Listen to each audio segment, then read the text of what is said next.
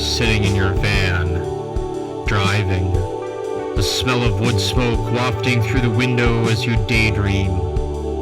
Christmas carols emerge from the gentle static of your radio like whales breaching and falling back again into inky nothing. Your van is full of packages, and you, the only union man willing to work on Christmas Eve. You always work the holidays. You enjoy it, the quiet, the peace, the stillness of the air in the morning.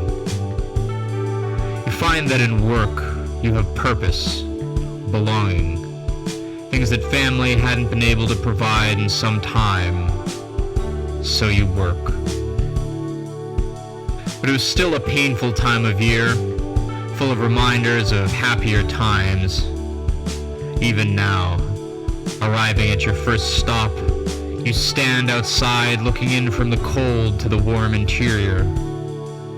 How happy those dwelling here look, filled with the glow of togetherness.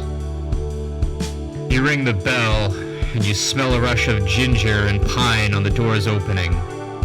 You hand off the package, turn, and walk away from the light, back to the van.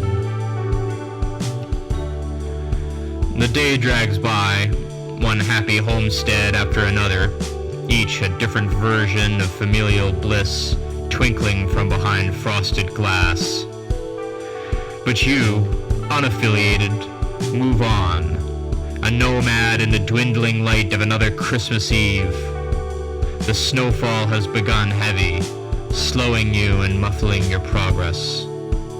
The faces that you meet in the doorways behind fences seem half-remembered, their words muffled by the snow as if heard through a dream. Each package brings another face, another driveway, another house glowing in the night. You have one final package, the last house on your run. You stretch the time as much as you can, dreading the silence and cold that will greet you at your door. You pull in front of the final address and stare at your last package. You breathe, open the door, and step into the thick snow. You climb the snowbank on the curb and make your way to the plowed driveway. This house is warm like the others, but run down with peeling paint and broken gutters. The light and warmth feel incomplete, dwindling. You walk up the steps and knock on the door. The door is flung open, and standing amongst the smell of cinnamon and apples stands an old woman. She looks at you, and for one moment you feel embraced by the light of the doorway, the aroma of the kitchen. The old woman reaches out, as if seeing you for the first time in a long while. My son, you've come home.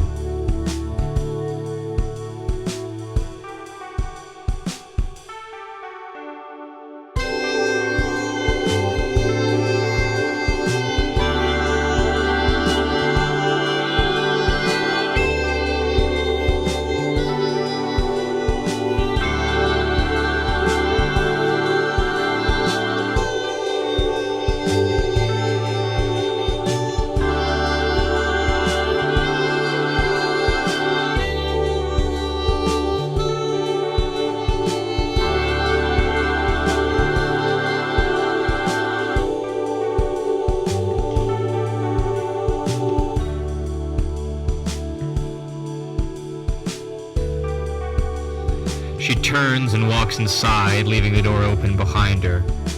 You call out to her, telling her that you aren't her son, you're the delivery driver, and that she has a package. But she's already inside and cannot hear you. You find yourself taking a step inside, the warmth of the house caressing your face. You take another step and walk inside. The walls are covered in pictures, faces worn and unrecognizable. You can smell that she is making dinner. The old woman comes bustling back. You open your mouth to tell her again that You are not her son, but before you can, she has reached out and touched your arm.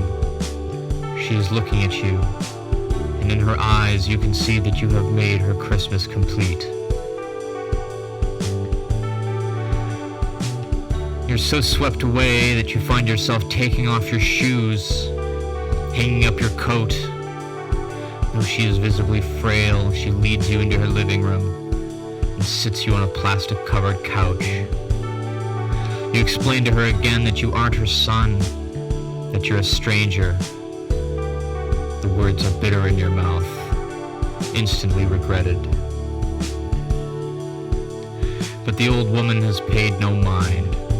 She has found a photo album, and in front of her small plastic tree she sits, moves in close, excitedly. She opens up the album and begins flipping through the book, pointing out pages and pictures of a woman's life.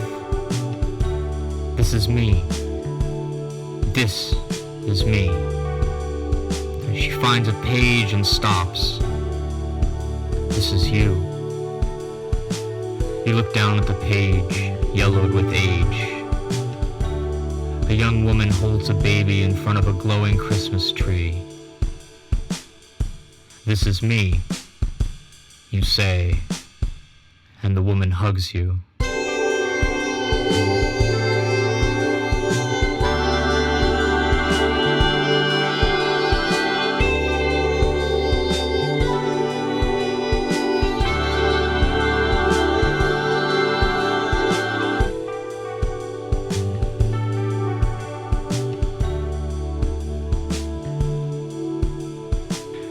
You sit with the old woman in the light of the tree, looking at memories of her family, her life, and most of all, you.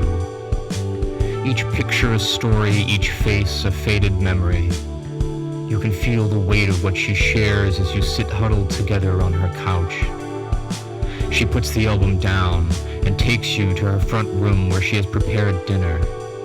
You both sit and begin to eat, you first, her waiting to see your enjoyment. As you eat, you notice that she is growing weak. You take her by the hand and lead her to the chair next to the tree. She sits, exhausted, and as you sit, her hand, weak now, finds yours. She looks at you, and together, you both sigh. You sit through the night as she sleeps, and as the sun begins to rise, the old woman's breaths begin to fade, growing slower, shallower, until she is left still, frozen in that moment of togetherness. Once you know she is gone, you take a respectful minute. You get up, you put your cups away, you find your coat among handbags and scarves, and you call the police to report a death. The car pulls into the old woman's driveway, and a young officer steps out of the car and asks how you knew the old woman. You tell him that you deliver packages, that you don't know the old woman. The officer wishes you a Merry Christmas, and you walk back to your van. Packages delivered, you make your way home through drifts of new fallen snow and into a sparkling Christmas morning.